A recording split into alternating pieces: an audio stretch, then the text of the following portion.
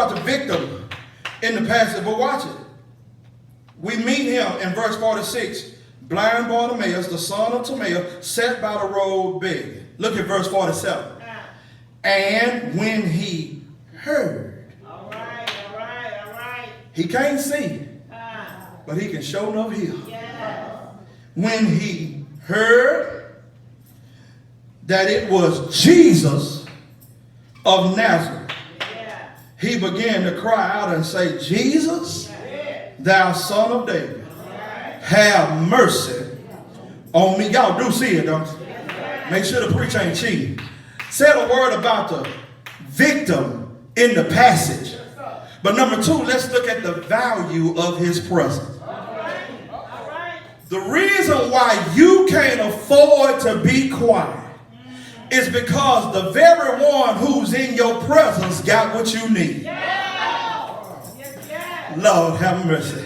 The very one that can bring you up out of what you're dealing with is in your presence. The very one who can speak and turn your life around is in your presence. The very one who can heal your body is in your presence. The very one who can get your car fixed is in your presence. The very one who can bring your wayward children to church is in your presence. Everybody shout the value of his presence. I on this second point said a word about the victim in the passage, but number two, let's look at the value of his presence, because somebody would have, as Leslie Williams Jr., the administrative gall to say that Jesus was a common name. So what is it about this Jesus that'll make it all right? There may be an agnostic, there may be an atheist, there may be somebody that say Jesus can't do it, but I don't know about what Jesus you talking about, but the text said Jesus of Nazareth. This Jesus is the booger with the sugar. This Jesus got all power. I don't know about you might stay by somebody named Jesus, but they ain't got all power, but this Jesus got power. I knew everybody wasn't going to say amen, but I brought Bible. I ain't even going to grab no other book of the Bible. Since we are in Mark, let me dance right here in Mark. If you just stay right here in the book of Mark, I can prove why Bartimaeus knew something about this Jesus. Because since we in Mark, keep your finger in chapter 10. I'll run back to chapter 2. Everybody say, this Jesus. This Jesus healed a paralyzed man in Mark chapter 2. Everybody say, this Jesus. This Jesus not only healed a paralyzed man in Mark chapter 2, this Jesus healed a man with a withered hand in Mark chapter 3. Everybody say, this Jesus. I'm trying to prove to you the value of his presence. When you in Jesus' presence, paralyzed people can get up. In chapter 3, people with withered hand can be made whole. Everybody shout, this Jesus. Y'all don't feel me yet. Here I come in Mark chapter 5. This Jesus healed a demon-possessed man. I don't care what you say. There's value in his presence. Everybody shout, this Jesus. In Mark chapter 5, some more, if you keep reading, this Jesus raised a dead girl, Jairus' daughter, from the dead. I don't care what you say, there's value in his presence.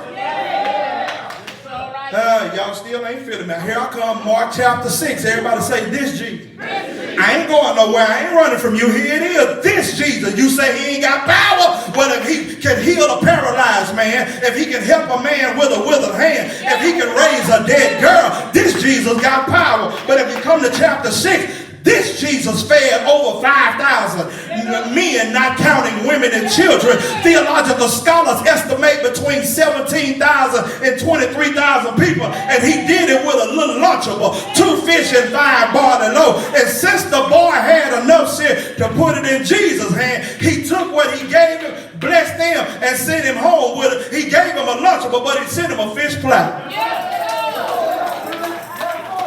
This Jesus.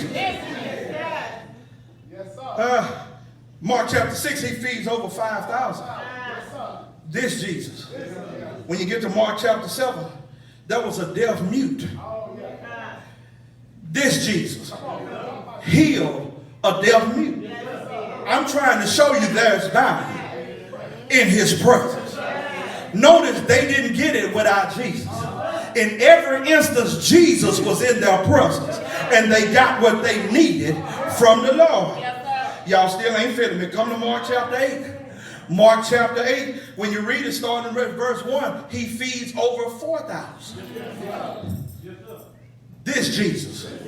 I'm trying to prove there's value in his presence. In Mark chapter 8, if you run down starting about verse 22, this Jesus heals a blind man at Bethsaida. This Jesus. I don't know what Bartimaeus knew, but somebody knew something about this Jesus. Maybe Bartimaeus say, if you did it for them. Come on, talk to me, somebody. And I hope you feel like that today. If the Lord heal your body, surely he'll do it. For me, if the Lord brings joy to your house, surely he can do it. But if the Lord bless you with a companion, surely he'll do it. If the Lord heal their body, if the Lord give you joy, surely he can do it. For me, Mark chapter 9, there was another demon-possessed boy who was falling down, foaming at the mouth. Jesus healed him. Everybody say, this Jesus. So now here it is. Jesus of Nazareth, when he heard Jesus of Nazareth, he knew something about this Jesus. Y'all park right there 32 seconds. Because if this Jesus did all that for them, what will he do for me? That's the question on the table. If he did all that for them, what will he do for me? If he blessed at your house, what can he do for mine? If he healed your body, what can he do for mine? If he fixed their car, what can he do? If he bring their wayward children home, what will he do? Y'all ain't saying nothing. I'm trying to argue the point that there's a victim in the passage, but this victim understands there's value in his presence. And I need you to see today, it ain't enough for you to come to church just to say you went to church. You need to come get what you need from the Lord. It ain't enough to say, well, I went to church today, but you still sad, you still depressed, you still broke, you still got a bad attitude, you still ain't. If you're going to come to church, you might as well have